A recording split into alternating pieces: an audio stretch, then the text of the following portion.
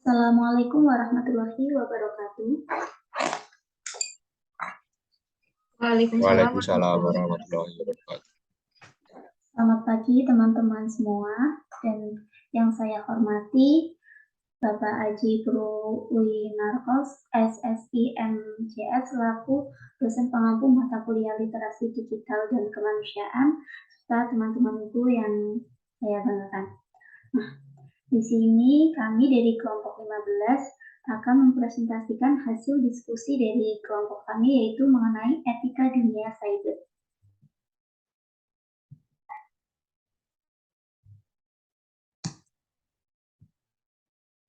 Adapun sebelum dimulai,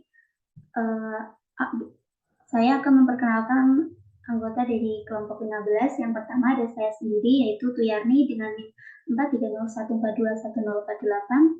Kemudian ada Putri Aulia Ferdiani dengan NIM 51124222079. Selanjutnya ada Solahuddin Al-Ayubi dengan NIM 52014211028. Selanjutnya ada Dea Maulana dengan NIM 52134211022. Dan yang terakhir ada Huda Fahyat Aulia dengan NIM 52134211024. Nah, memasuki materi yang pertama, yaitu mengenai etika dunia cyber, berkaitan dengan pengertiannya akan disampaikan oleh saya sendiri.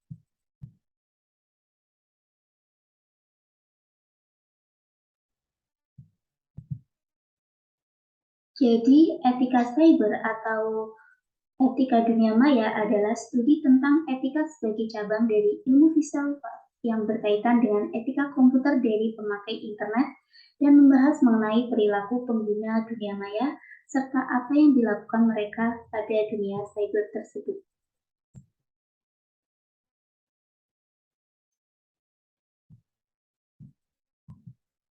Nah, di dalam dunia cyber itu terdapat berbagai permasalahan yang terjadi. Di antaranya, yang pertama ada tersebarnya berita hoax, seperti yang terjadi pada masa-masa sekarang ini ya, yang baru hangat-hangatnya itu mengenai berita hoaxnya ijazah Presiden Joko Widodo yang diberitakan bahwa ijazah tersebut palsu. Padahal seperti yang kita ketahui bahwa ijazah tersebut itu telah digunakan untuk mendaftar oleh beliau sebagai presiden juga dan juga gubernur. Nah, masa itu dibilang palsu itu kan sangat tidak logis ya gitu teman-teman.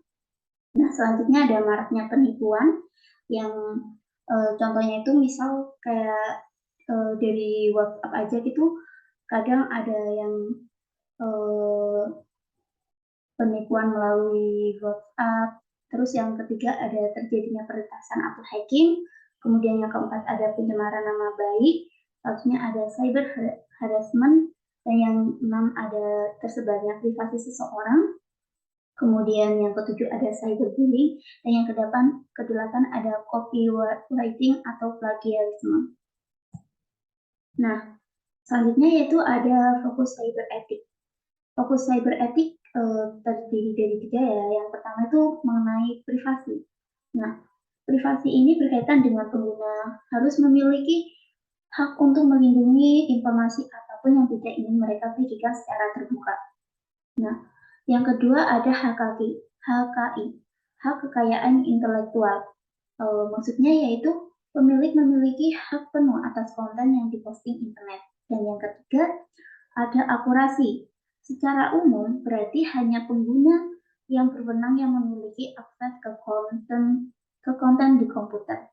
Nah, demikian materi yang dapat saya sampaikan. Selanjutnya yaitu ada materi mengenai pendoman komunitas di media sosial yang akan disampaikan oleh Putri. Kepada Putri saya persilahkan.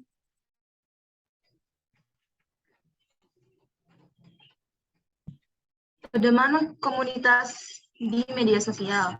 Nah, mungkin teman-teman waktu pertama kali membuka laman Facebook, Instagram, YouTube atau apapun itu, pasti teman-teman semua akan menemukan pedomannya. Itu biasanya ada di halaman utama. Nah, contohnya apa saja? Di Facebook atau Instagram itu, yang pertama ini. Yang pertama pedomannya adalah hanya bagikan foto dan video yang Anda ambil sendiri atau Anda berhak untuk membagikannya. Yang kedua, menumbuhkan interaksi yang bermanfaat dan tulus. Ketiga, hormati anggota komunitas Instagram lainnya. Yang keempat, kirimkan foto dan video yang sesuai untuk beragam pemirsa. Yang kelima, patuhi hukum. Yang keenam, berhati-hatilah saat mengirimkan acara yang layak diberitakan. Yang kedelapan, jagalah lingkungan media sosial yang sehat dengan tidak mendukung tindakan melukai diri sendiri. Next. Nah, yang kedua itu dari YouTube. Jadi pedoman komunitas dari YouTube itu yang pertama, kita tuh dilarang mengunggah konten seksual atau ketelanjangan. Yang kedua, kita dilarang mengunggah konten yang mengandung kebencian. Yang ketiga, kita dilarang mengunggah konten yang mengenai pelecehan dan cyberbullying. Yang keempat, ancaman privasi dan hak cipta. Yang kelima, konten yang merugikan atau berbahaya. Yang keenam, konten kekerasan dan vulgar. Yang keenam, spam, metadata yang menyesatkan dan scam. Yang kedelapan, membahayakan anak. Yang kesembilan, peniruan identitas. Next. Nah, teman-teman semua tahu nggak sih kalau etika dunia cyber itu diatur dalam undang-undang di Indonesia. Jadi di Undang-Undang Nomor 19 Tahun 2016 tentang perubahan atas Undang-Undang Nomor 11 Tahun 2008 tentang informasi dan transaksi elektronik. Yang pertama itu di pasal 27 disebutkan bahwa setiap orang dengan sengaja dan tanpa hak mendistribusikan dan atau mentransmisikan dan atau membuat dapat diaksesnya informasi elektronik dan atau dokumen elektronik yang memiliki muatan melanggar keasusilaan, perjudian, penghinaan dan atau pencemaran nama baik, pemerasan dan atau pengancaman. Yang kedua diatur dalam pasal 28. Pasal 28 menyebutkan setiap orang dengan sengaja dan tanpa hak menyebarkan berita bohong dan menyesatkan yang mengakibatkan kerugian konsumen dalam transaksi elektronik, serta menyebarkan informasi yang ditujukan untuk menimbulkan rasa kebencian atau permusuhan individu dan atau kelompok masyarakat tertentu berdasarkan sara. Next. Yang ketiga itu ada dalam pasal 29. Nah, pasal 29 itu menyebutkan setiap orang dengan sengaja dan tanpa hak mengirimkan informasi elektronik dan atau dokumen elektronik yang berisi ancaman kekerasan atau menakut-nakuti yang ditujukan secara pribadi.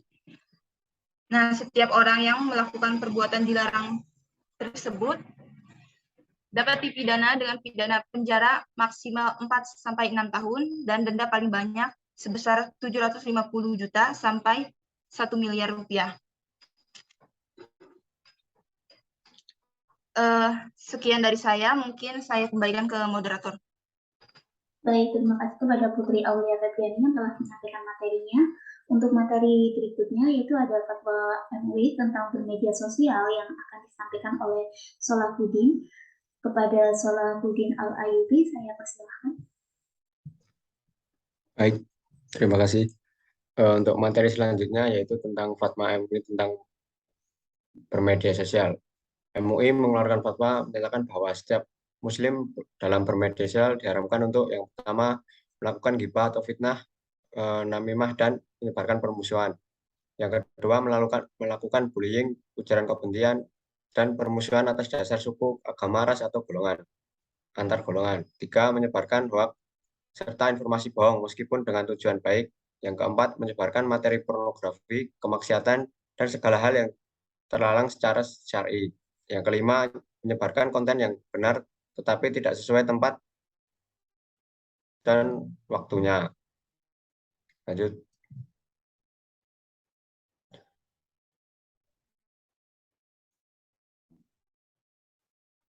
Terdapat beberapa panduan yang perlu diperhatikan saat mengakses internet dan media sosial, yaitu yang pertama, be konstruktif. tunjukkan sikap dan komentar yang bersifat konstruktif kepada orang lain sehingga Anda akan mendapatkan umpan balik yang bersifat konstruktif pula. Yang kedua, share. Pastikan setiap postingan Anda tidak membuat orang lain merasa tidak nyaman baik secara fisik maupun emosional. Yang ketiga, remember we all human.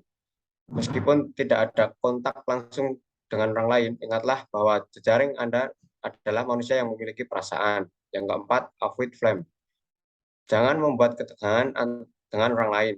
Kalaupun terjadi debat, maka diskusikan gagasan dan idenya, bukan menyerang orangnya. Yang kelima, choose your word careful. Sebelum mengomentari atau membuat postingan di internet dan media sosial, maka pilihlah kata-kata atau kalimat yang tepat. Yang keenam, avoid that be emotion.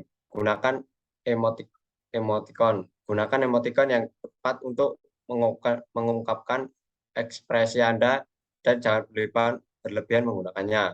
Yang ketujuh, accept the view of other.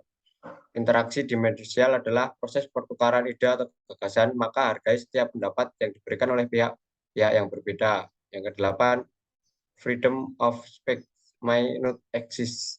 Tidak ada kebebasan berpendapat mutlak di internet, maka batasi diri untuk memilih mana yang akan disampaikan atau diposting dan mana yang perlu diabaikan.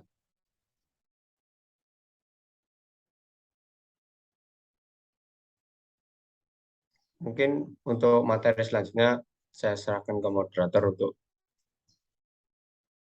penyampaian materi teman-teman yang lain. Baik, terima kasih kepada Saudara Salahuddin Awaludin telah menyampaikan materinya. Untuk materi berikutnya yaitu mengenai pentingnya etika di dunia maya yang akan disampaikan oleh Dea Maulana. Kepada Dea Maulana, saya persilahkan.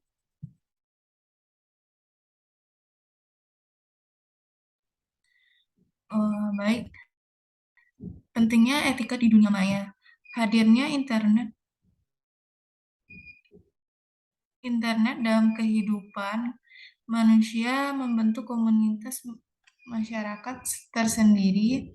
Surat menyurat yang dulu dilakukan secara tradisional atau merpati atau kantor pos,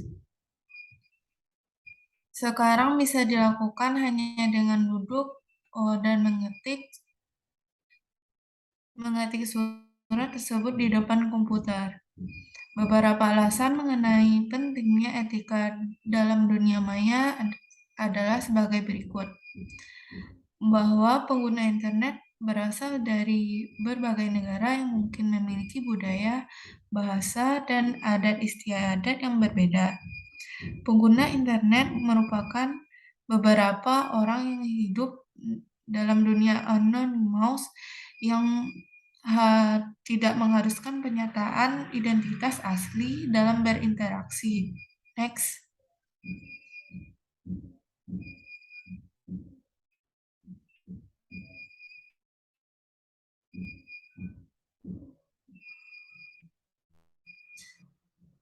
Selanjutnya, berbagai macam fasilitas yang diberikan dalam internet memungkinkan seseorang untuk bertindak etis, seperti misalnya ada juga penghuni yang suka iseng dengan melakukan hal-hal yang tidak seharusnya dilakukan.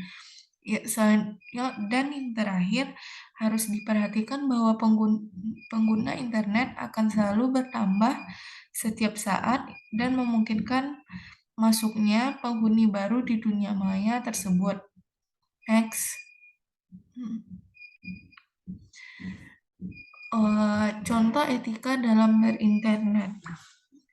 Netiquette atau netiquette adalah etika dalam berkomunikasi menggunakan internet yang ditetapkan oleh IFTF atau The Internet Engineering Task Force. IFT adalah sebuah komunitas masyarakat internasional yang terdiri dari para perancang jaringan, operator, penjual, dan peneliti yang terkait dengan evolusi arsitektur dan pengoperasian internet. Berikut salah satu contoh etika yang telah ditetapkan oleh IETF. 1. Tiket pada one-to-one communication. Yang dimaksud dengan one-to-one communication adalah kondisi di mana komunikasi terjadi antar individu face-to-face dalam sebuah dialog. Contohnya dari ini, tiket pada one-to-one communication adalah berkomunikasi via email. Yang kedua, tiket pada one-to-many communication. Konsep komunikasi one-to-many communication adalah bahwa satu orang bisa berkomunikasi kepada beberapa orang sekaligus. Hal itu seperti yang terjadi pada mailing list dan net news. Baik, saya kembalikan ke moderator. Baik, terima kasih kepada Dia Maulana yang telah memberikan materinya. Selanjutnya adalah materi yang terakhir, yaitu mengenai teori dalam dunia cyber yang akan disampaikan oleh Hilda Fahyat Aulia. Kepada saudari Hilda Fahyat Aulia, saya persilahkan. Baik, terima kasih. Selanjutnya itu ada 3 teori dalam dunia cyber. Yang pertama itu adalah the theory of the offloader and the downloader, yaitu suatu negara dapat melarang dalam wilayahnya untuk kegiatan uploading dan downloading yang perkiraan dapat bertentangan dengan kepentingannya. Contohnya yaitu suatu negara dapat melarang untuk uploading dan downloading kegiatan perjudian di wilayahnya, yaitu contoh websitenya indobetonline.com. Salah satu negara yang menetapkan ini adalah Minnesota. Di dalam konteks ini, jika tidak mempunyai perangkat atau teknologi, sangat susah untuk melakukan pemantauan atau pengawasan terlebih jika belum ada perangkat aturan hukumnya. Yang kedua yaitu ada the law of the server, yaitu pendekatan ini memperlakukan server di mana web page secara fisik berlokasi di mana mereka dicatat data elektronik. Misalnya sebuah web page yang berlokasi di Stanford University, maka akan tunduk pada hukum California. Next. Yang terakhir yaitu ada the theory of international space, yang meliputi ruang cyber dianggap sebagai the fourth space. Yang kedua, analoginya adalah tidak terletak pada kesamaan fisik semata, melainkan sifat internasional.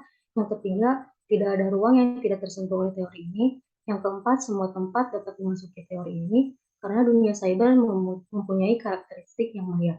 Next.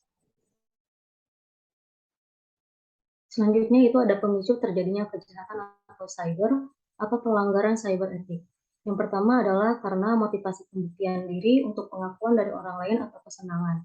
Nah, pada faktor ini tampak bahwa pelaku ingin membuktikan keahliannya di bidang TI kepada orang lain.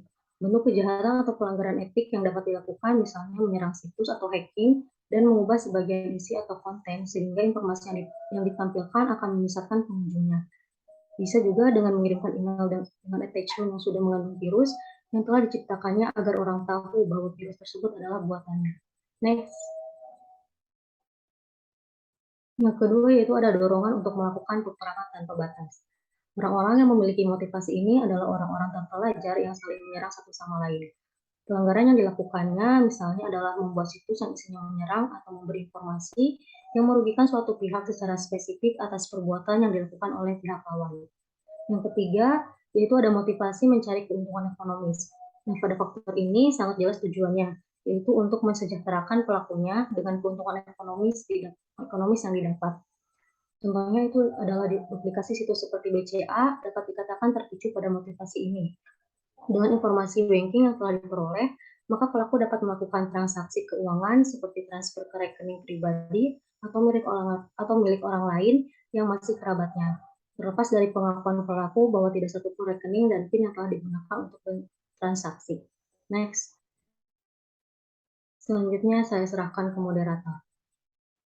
Baik, terima kasih kepada saudari yang kami memberikan materinya. Nah, di sini ada berbagai sumber yang kami gunakan. Yang pertama dari https www.cakes4cakes.org, dan yang kedua ada dari http literasidigital.id etika dunia cyber. Yang selanjutnya ada dari https youtube 0VPT-TROC 4V4, dan yang keempat ada dari Fahimal Y pada tahun 2018, Navigate Etika Jejaring Sosial Generasi Milenial dalam Media Sosial. Yang selanjutnya ada dari internet, yaitu https://news.news.2020/9/113932/113932 Manual Cyber Etika dalam Menggunakan Internet. Dan yang terakhir yaitu dari https://aprilgenius.id/144041 materi UAS 2 Cyber Ethics Etika Menggunakan Internet CPR. Nah, terima kasih kepada semuanya yang telah menyampaikan materinya. Demikian dari kelompok 15 mengenai pemaparan materi etika dunia cyber pada hari ini. Kami mohon maaf apabila terdapat berbagai kesalahan. Terima kasih. Wassalamualaikum warahmatullahi wabarakatuh. Waalaikumsalam. Waalaikumsalam warahmatullahi wabarakatuh.